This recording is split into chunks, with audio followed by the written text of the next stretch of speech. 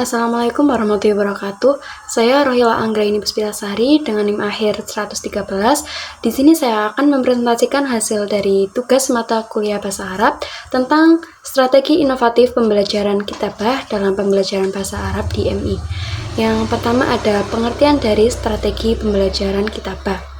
Strategi merupakan bagian proses dari metode, di mana berupa rencana aturan, langkah-langkah, serta sarana dalam praktek yang akan diperankan dalam proses belajar mengajar di dalam kelas guna mencapai dan merealisasikan tujuan pembelajaran.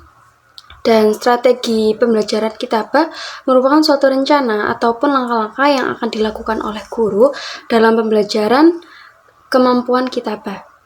Selanjutnya, menurut Fajriyah, strategi pembelajaran merupakan cara-cara yang akan digunakan dan dipilih oleh seorang guru untuk menyampaikan materi pembelajaran sehingga akan memudahkan peserta didik menerima dan memahami materi pembelajaran yang pada akhirnya tujuan pembelajaran dapat tercapai di akhir pembelajaran. Kata kitabah berasal dari bahasa Arab, yaitu kataba, yaktubu, katban, dan kitaban. Kitabah merupakan tulisan, menyusun, mengumpulkan, dan mendaftaran. Atau kitabah juga bisa diartikan dengan ungkapan ide atau pikiran seorang kepada orang lain dalam bentuk tulisan, menyampaikan informasi yang terdapat pada pikiran berupa ide, gagasan, dan lainnya. Karena melalui sebuah tulisan itu memudahkan orang untuk menerima informasi melalui tulisan tersebut. Kemampuan kitabah disebut juga tujuan yang paling dasar dalam bahasa asing. Kitabah juga merupakan keterampilan yang paling penting atau paling akhir tinggi dari 4 kemampuan, yaitu istima, kalam, dan juga qiraah. Maka dari itu, untuk mempelajari kemampuan kitabah harus terlebih dahulu mempelajari 3 kemampuan lainnya karena saling berkaitan antara keempat kemampuan bahasa tersebut. Keempat kemampuan tersebut diajarkan kepada peserta didik tentu memiliki tujuan masing-masing, dan untuk mencapai tujuan tersebut maka diperlukan pendekatan, metode, serta pemilihan strategi yang tepat karena ketiganya adalah rangka yang saling berkaitan yang tidak bisa dipisahkan, maka dalam proses pembelajaran itu sangat berpengaruh. Selanjutnya yaitu ada tujuan dari pembelajaran kitabah. Secara umum, kemampuan kitabah memiliki beberapa tujuan tertentu dalam pembelajaran. Yang pertama yaitu agar peserta didik mampu menuliskan kata-kata dan kalimat bahasa Arab dengan baik dan benar. Yang kedua, agar peserta didik mampu menuliskan dan membaca kata-kata dan kalimat bahasa Arab secara terpadu. Yang ketiga, menguji kembali pengetahuan bahasa Arab yang indah dan rapi. Lalu terdapat beberapa tujuan pembelajaran bahasa Arab berdasarkan tingkatannya. Yang pertama ada tingkat pemula, di mana langkah-langkahnya yaitu menyalin satuan-satuan bahasa yang sederhana, menulis satuan bahasa yang sederhana, menulis pernyataan dan pertanyaan sederhana, lalu menulis paragraf yang pendek. Yang kedua ada tingkat menengah, yaitu langkah-langkahnya menulis pernyataan dan pertanyaan, menulis paragraf, menulis surat, serta menulis laporan.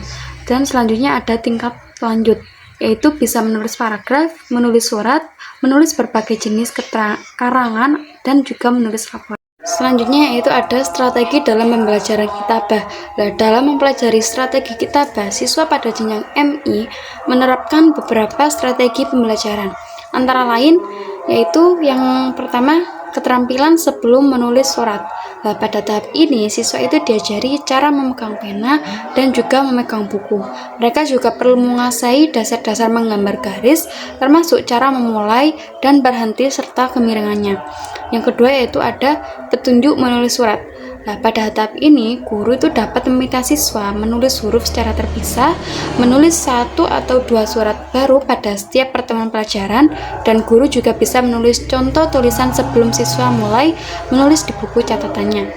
Yang ketiga yaitu ada pengajaran menyalin atau naks atau nakal, di mana siswa itu harus diinstruksikan untuk meniru pelajaran membaca yang telah mereka peroleh setelah mereka menyelesaikan latihan nulis surat, baik secara terus-menerus maupun terpisah.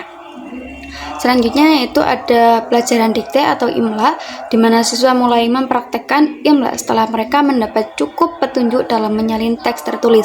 Nah, tujuan dari latihan ini adalah untuk menilai kemampuan mereka menulis dengan meminta mereka menulis apa yang telah mereka dengar. Mereka terus berlatih menyalin bahkan setelah mereka mulai berlatih dikte. Sangat baik untuk menggunakan kedua kemampuan ini secara bersamaan.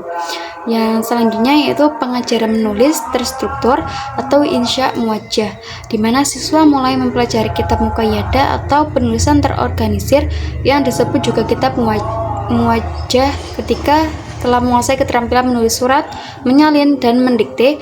Sebelum penulisan bebas, jenis tulisan ini harus ditugaskan. Pada tingkat pendidikan MI, pembelajaran keterampilan kitabah itu dapat diaplikasikan melalui mengarang terbimbing, yaitu insya muwajjah.